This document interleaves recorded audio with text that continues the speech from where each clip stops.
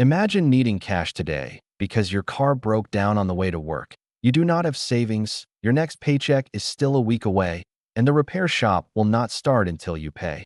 This is the exact moment many people turn to a short-term loan. But here's the real question. Are these loans your financial lifesaver or a hidden trap waiting to pull you in deeper? Stick with me, because by the end of this video, you will know exactly how short-term loans work, the real costs behind them, and the smart way to handle them so you do not end up regretting your decision. Number 1. What exactly is a short-term loan? A short-term loan is money you borrow that you have to pay back quickly, usually within a few weeks or a few months.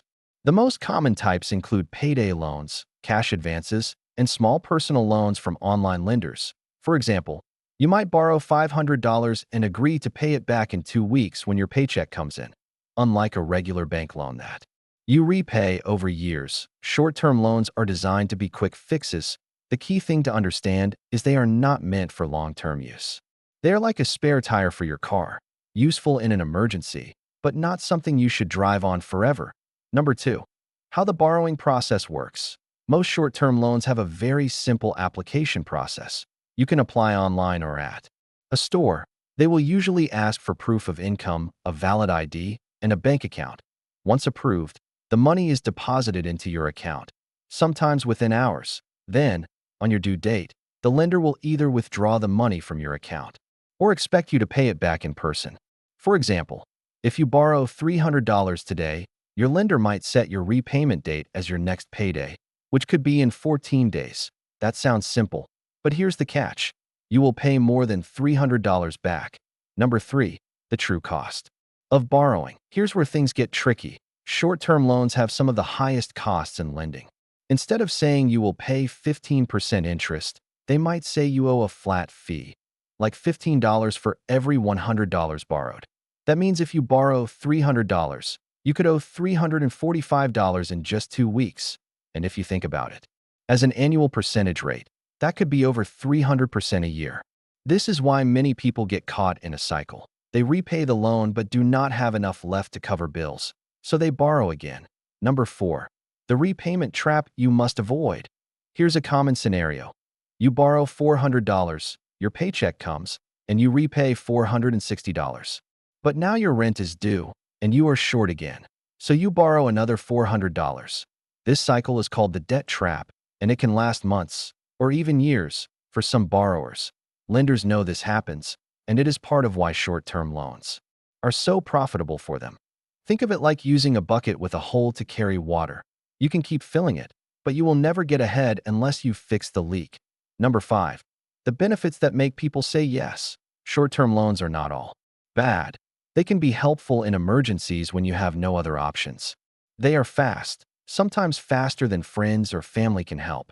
They do not usually require perfect credit. So even if you have a low credit score, you can still get approved. For example, if your fridge breaks and you find a used one for $250 today, but you will not get paid until Friday, a short-term loan could help you grab that deal before it is gone. Number 6. The downsides you need to see coming. The speed and convenience come with a cost. High fees, short repayment windows, and the temptation to roll over the loan make them risky. If you cannot pay on time, extra fees kick in, making it even harder to escape the debt. Think of it like renting an umbrella during a storm. It keeps you dry for now, but if the storm lasts longer than you expected, the cost can keep climbing. Number 7. Alternatives you might not know about. Before jumping into a short-term loan, check if you can use other options. Some employers offer paycheck advances with no interest. Credit unions often have small-dollar loans with better rates.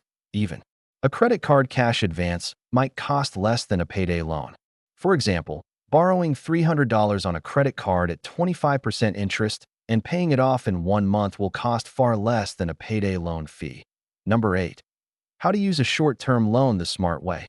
If you decide to take one, only borrow what you absolutely need and can repay on time. Mark your due date in your calendar and budget for it right away. Avoid rolling over your loan. This is where most people get stuck. For example, if you need $200 for a car repair, but you know your paycheck can only cover $150 after bills, find another way to cover the extra $50 before you take the loan. Number 9. Spotting shady lenders before it is too late. Not all lenders play fair. Some hide fees in the fine print or charge more than your state allows. Look for clear terms, transparent fees, and lenders licensed in your state. If a lender will not give you all the details up front, that is a red flag. Think of it like buying a used car.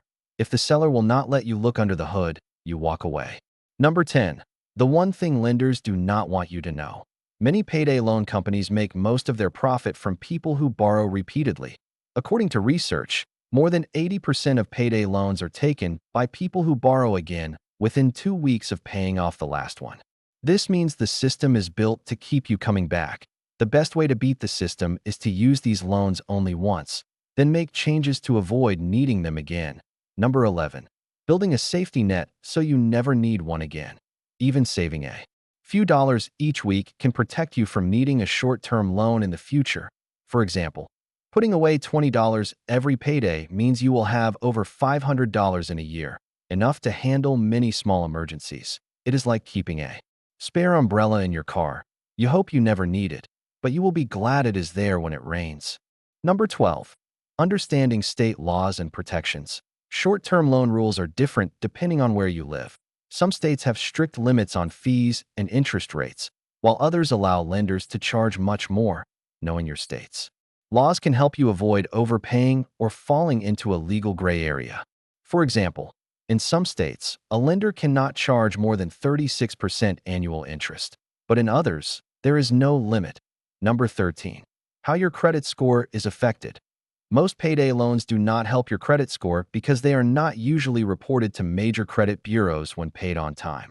However, if you miss payments and your loan goes to collections, that can hurt your score for years. For example, a $500 payday loan that you cannot repay could turn into a collection account, dropping your score by over 100 points.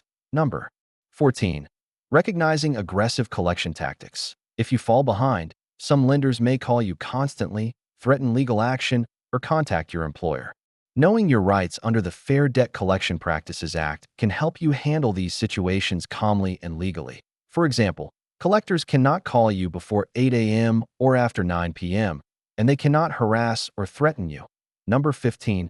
Understanding continuous payment authority. Some lenders require access to your bank account to withdraw repayment automatically. If you do not have enough money in your account, this can lead to multiple overdraft fees from your bank.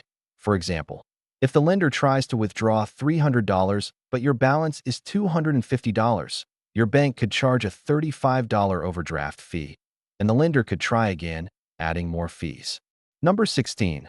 The difference between secured and unsecured short-term loans. Most payday loans are unsecured, meaning you do not give the lender any collateral, but some short-term loans, like title loans, use your car as collateral.